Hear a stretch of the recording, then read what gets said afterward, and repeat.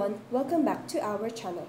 For today's video, we will be diving into a really interesting and important topic, generic medicines, and how they play a major role in our healthcare system. To help us understand this better, we'll be hearing directly from the two amazing healthcare professionals, a nurse and a pharmacist. They'll be sharing their insights, experiences, and professional options about generic medicine, from their effectiveness and safety to how patients perceive and use them. We'll also be tackling questions like what's the difference between generic and branded medicines? Why do some patients doubt generics? And are generics really as affordable and effective as we think? Later in the vlog, we'll also get a closer look at their specific roles, how nurses handle generic medicines during patient care, and how pharmacists ensure the quality and promote the use of generics in their practice. So if you've ever been curious about how healthcare professionals view generic medicines, make sure to stick around until the end. You may just learn something new that could help you make smarter choices for your health. Okay, so good evening ma'am. We are students from Good Samaritan Colleges and andito po kami para i-interview po kayo regarding po sa generic medicines. So, should we start na po? Okay.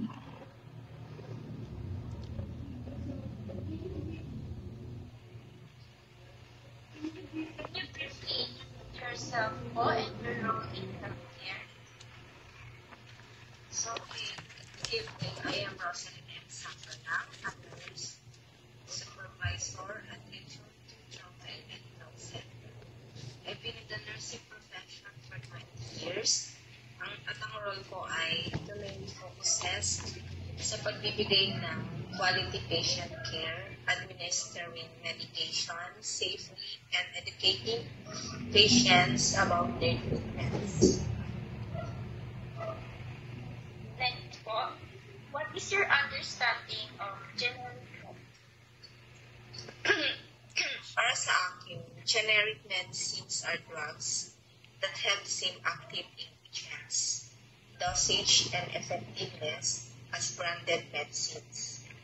Ang pagkakaiba lang ay ang presyo at ang brand name. Pero mas mura ang generics kaya hindi nila kailangan ng bayaran pa ng mga patients, pero simple quality and effective.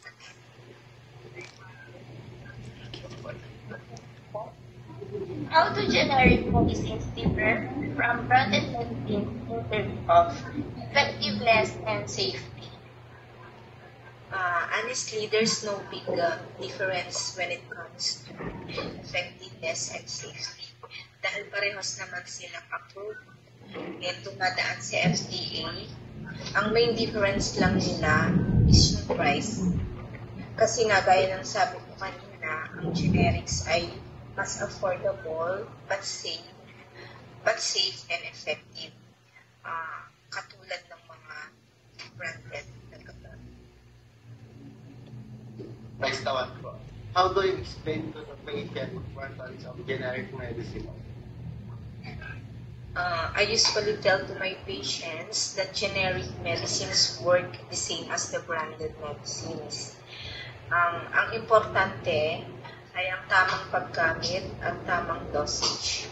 I also emphasize them the using generics can help them save money without compromising their health, lalo na sa mga long-term medications. Next po. What are the common misconceptions patients have about generic medicine? Some patients think that generics are less effective or low quality. Or kung minsan sinasabi nila ito ay fatal, I always explain them that generics also pass the same quality standards and approved by the Department of Health and FDA. So, it is very reliable sila. Correct. Next po. How do you handle patients who refuse to take generic medicine? Kapag nangyayari yun, binibigyan ko sila ng time to explain, or I will explain them and educate them also. Sinasabi ko rin naman na may mga patient na madami talagang gumagaling sa generics na gamit. Pero kung ayaw rin nila na maniwala, I respect their decision. Pero at least they inform them and explain and naiintindihan nila ito. Next naman po, what is your opinion on the affordability and accessibility of generics in the Philippines? For me, generic medicines are big help to people, to Filipino citizens, especially sa mga nagkukulang sa income, especially yung mga nasa government hospitals, mga na-admit, and local pharmacies. Pero syempre, may mga areas pa rin na kulang ang supply. So the government should continuing improving yung pag-access nila. Do you personally recommend or use generic medicines? Why or why not? Yes naman. I recommend the use of the generics. I trust them because they proven and safe and effective and very affordable. As a nurse, kailangan mo panindigan sa mga pasyente lahat ng mga recommendations na sinasabi. Next po, in your nursing practice, how often do you encounter generic medicines in medication administration? Bilang isang nurse na nagtatrabaho sa DOH hospitals, we are mandated to use and provide generic medicines to our patients under the Generics Act and the Universal Healthcare Act. Layunin ng mga batas na ito ay magiging accessible and affordable na ang lahat ng mga gamot para sa mga Pilipino, lalo na sa mga indigent patients. We strictly comply with these laws at sa aming mga araw-araw na duty. Madalas namin ginagamit at ina-administer na talaga yung generic medicine sa aming mga pasyente. Lalo na pag nasa government hospitals ka. We usually use talaga yung generic medicines. Okay, so next po, have you experienced patients questioning or doubting the generic medicines you administer? How did you respond? In my more than a decade of experience in our facility, bihira akong makakaranas ng pasyente na nagdududa sa mga gamot. It is very important that we always uphold that with the 12 rights of giving medications and giving administrations. At isa rito yung mga patients' right to education. Kapag nagbibigay kami ng tamang health teaching, nababawasan ang duda ng mga patients, and then lumalawak ang kanilang mga understanding about and sa adherence na gamot na ito. Usually, ang mga nagdududa dito ay mostly yung mga private patients o yung mga nakuha ng mga maling informasyon sa social media, sa ganitong mga sitwasyon. Ipinapaliwanag namin mabuti sa kanila. Generic medicines ay very safe and effective. Nakatumbas ng branded drugs dahil pareho lang ito ng dosage, ingredients, at therapeutic effect. After proper explanation from both, hindi lang kami mga nurses, but also to sa mga doctors, na-explain nila, we still respect the patients, right to refuse kung sakaling may duda pa sila sa gamot.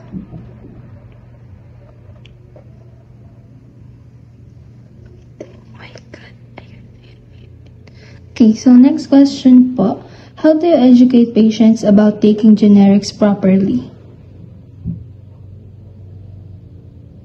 Yun nga, yung how to educate when dealing with these causes, una namin tinatanong kung anong alam ng mga pasyente tungkol sa mga generic medicines. We also consider their cultural and religious backgrounds.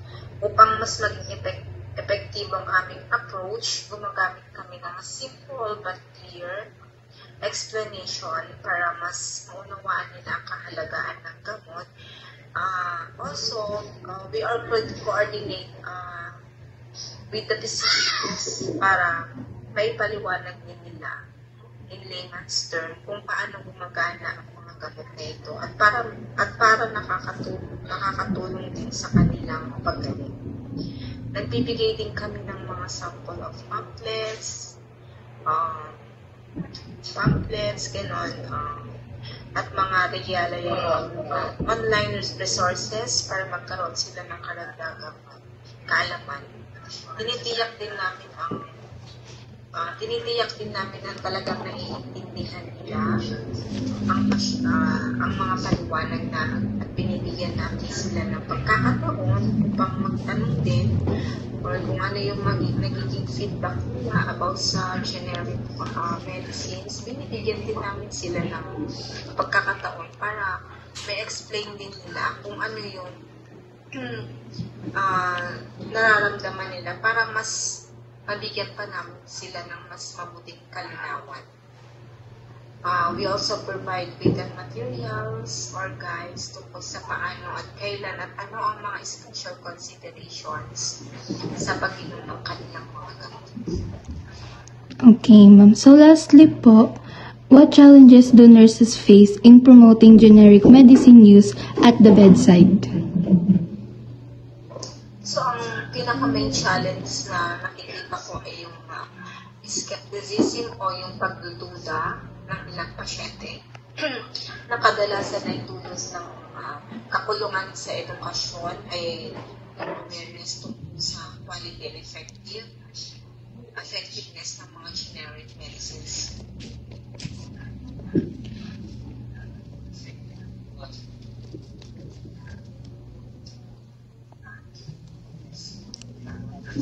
Maraming salamat po sa pagsagot po ng mga tanong namin. Sana po makatulong po ito sa iba para marami pa po silang matutunan tungkol po sa mga generic medicines po. Salamat din po. Thank you po. Bali, magandang araw po, ma'am. We are a second-year college student po from Good Samaritan Colleges. Okay lang po ba kung bukal po ba sa loob niyo na interview namin kayo ngayon? Yes. Ma'am, ano po, bali po may list po kami ng questions and kayo po bahala kung paano niyo po sasagutin. First po, ma'am, can you briefly introduce yourself and your role in our health care? Okay, I'm Arens Marian Ambatali and I am a registered pharmacist. What is your understanding of generic medicines po?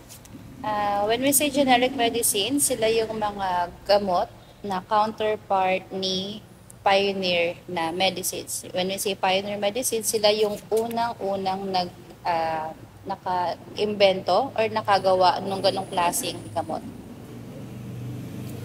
And next po, how do generic medicines differ from branded medicines in terms of effectiveness and safety? Okay, so in terms of branded medicine saka generic medicine, in terms of their effectiveness and safety, wala silang pagkakaiba. Kasi unang-una, yung branded and generic, as long as they have the same generic name and the same strength or potency, pareho sila ng epekto at kung gaano sila ka-safe, pareho lang sila. So as long as approved ni FDA, as long as they have the same, again, generic name and yung strength or potency, they are just the same, walang difference. How do you explain to patients the importance of generic medicines? Okay, sa mga patients naman namin, ang lagi ko lang sinasabi kung ano yung differences and similarities ng generic and branded medicine. So I always promote yung mga generic medicines kasi syempre, ito yung pinaka-cost effective. So ibig sabihin ng cost effective, matitreat mo or magagamot yung isang pasyente kahit na mura lang yung magagastos niya. So, hindi ibig sabihin na pag mahal yung isang gamot, mas mabisa siya. And next point is, what are the common misconceptions patients have about generic medicines po? Okay, sa mga na-encounter ko so far, ang common misconceptions nila ay kapag generic, sabi nila hindi effective, hindi rin safe. So next po, how do you handle patients who refuse to take generic medicines? Okay, kung meron silang perception na hindi safe or effective yung generic medicine, lagi ko lang pinapaliwanag sa kanila kung ano yung, again, similarities and differences nung dalawa. Pinapaliwanag ko sa kanila na same lang yung kanilang efficacy and their effectiveness. And ano po, what is your opinion on the affordability and accessibility of generics in the Philippines po? Okay, yung affordability, hindi ko masasabi na 100% lahat ng gamot natin ay affordable kasi minsan kahit generic, meron pa siyang mga medyong mataas yung price as compared with other countries like India. Sa India kasi as far as I know, mas mura yung mga generic sa kanila. So, meron ako na-meet before na Indian national and nagulat siya dito sa Pilipinas kasi bakit daw ang mahal ng gamot samantalang generic lang naman siya. So, ayun. So, medyo hindi pa tayo 100%, hindi pa natin 100% na masasabi na affordable ang mga gamot natin dito sa Pilipinas. When it comes to accessibility naman, siguro sa dami ng drugstores dito sa Philippines, I can say na accessible siya. Okay? Pero again, siguro nalilimit lang yung mga patients na bumili ng gamot kung kinakailangan nila because of the affordability niya. Kasi nga minsan kahit sa tingin natin mura na, yung iba hindi pa rin kaya. So next po is, do you personally recommend or use generic medicines? Why or why not? As a pharmacist, and ako personally, I really use generic medicine. Very rare lang kung makakita kayo ng branded na gamot dun sa bahay namin. Kasi nga, as a pharmacist, alam ko kung ano yung kaibahan ng generic and branded medicine.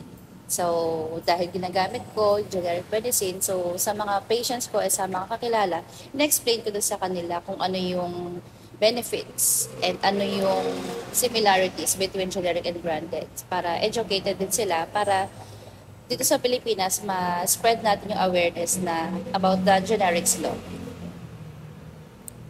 And ano po, as a pharmacist, what is your role in ensuring the quality and proper dispensing of generic medicines po?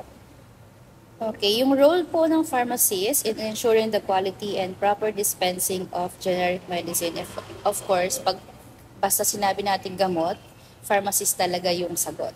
Okay? So, as pharmacist, kailangan kami yung nag-educate sa mga patients about everything about medicines, like yung kung para saan siya, kung tuwing kailan iti-take, kung gano'ng katagal, kung ilang beses sa isang araw, mga side effects, everything about medicine. So, yun yung indispensable role ng mga pharmacists. Even the doctors, minsan they prescribe, but sometimes hindi nila nakikita yung mga drug interactions between dun sa mga pinaprescribe nilang gamot. So, pharmacist yung nagbe-bridge ng gap na yon. So, si doctor, diagnosis, and then they prescribe. Pero dun sa when it comes to monitoring ng use ng medicine, si pharmacist yun. Kaya ngayon meron tayong mga clinical pharmacists, mga doctor of pharmacy. So, yun yung trabaho ng pharmacist. Next po, how do you promote generics inside the pharmacy settings? Okay, promotion ng generics sa pharmacy setting, especially sa mga community pharmacy. By law, kailangan ng bawat botika ng tinatawag na generic menu card. So it's the same as the menu sa mga restaurants. So, ipapakita dapat siya kay patients and then you explain as pharmacist kung ano yung mga available na brands and kung magkano sila. So, the patient can freely choose kung ano yung swak sa budget nila, kumbaga. So, pwede silang mamili doon para meron silang choice, meron silang option kung paano nila susundin yung instructions ng doctor with regards to their therapeutic regimen. So next po is, have you encountered cases where doctors prescribe branded medicines but patients ask for generics? How do you handle it? Yes, maraming instances ako na-encounter na ganito. So, ang nakalagay actually, that's violative prescription nga eh. So, dapat ang by law, kailangan indicated si generic name. And then, naka-open and close parenthesis si brand name. So, yun yung nasa batas. But some doctors, they only write the brand name. And that's a violation of that law. So, required kami na i-report yun kay FDA. So, when it comes to handling naman sa patient, so, kung ang nakalagay ay branded, so, again, merong generic menu card. And aside from that, we explain na, ay, meron pong available na ganitong brand. Ganito lang po yung cost. So, we make sure na mabibigyan ng option again si patient kung ano yung gusto niyang i-take na gamot. So, depende sa capacity niya to pay, depende dun sa, basta kung ano man yung option na gusto niyang i-take. So, yun. And what is your opinion po on the Generics Act of 1988 and its impact on patient access?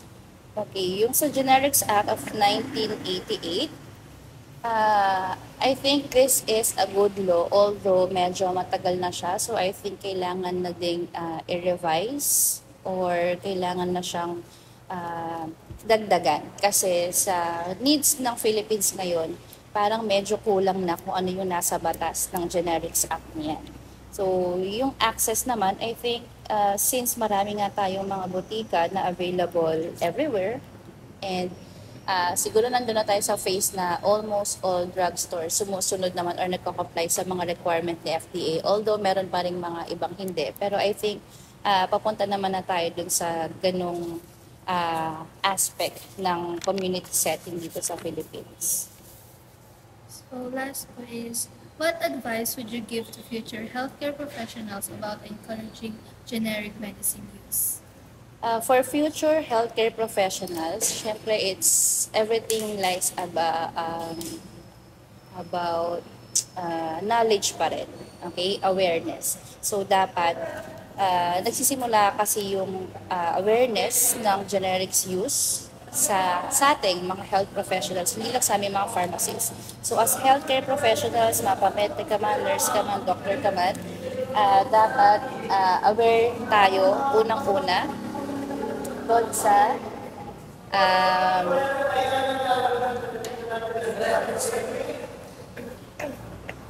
okay, so dapat aware tayo tayo pa lang, sa atin magsisimula lang yung knowledge na yan about generic use of medicine, and dapat we start with ourselves. So pag may knowledgeable na tayo, syempre as healthcare professionals, we can influence others, and then syempre ma-encourage natin sila to use generic medicines instead of mga branded.